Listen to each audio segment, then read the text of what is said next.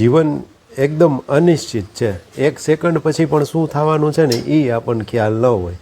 મુંબઈમાં બનેલો બનાવ કે એક જણાને એમ થયું કે હવે મારે કંટાળી ગયો હતો ને હવે આત્મહત્યા કરવી છે, તો 5મા 6ઠા માળેથી ઠેકડો માર્યો. હવે એને તો મરવા માટે જ ઠેકડો માર્યો હતો. નીચે એક શાકભાજીવાળો શાક વેચતો હતો, એની માથે પડ્યો. હવે ઓલો જેની માથે પડ્યો એ મરી ગયો ને આ બચીને ઊભો થઈને ખખેરીને વયો ગયો. ઓલો શાકભાજી વેચતો તેને એવું હોય છે કે ભાઈ આજ હું શાકભાજી વેચતા વેચતા મારી ઉપર કોઈક પડશે ને હું મરી જઈશ. અને ઓલો મરવા માટે જ પડ્યો હતો કે હાલો હવે પૂરું ટૂંકાવી જ દેવું છે, તો એ બચી ગયો.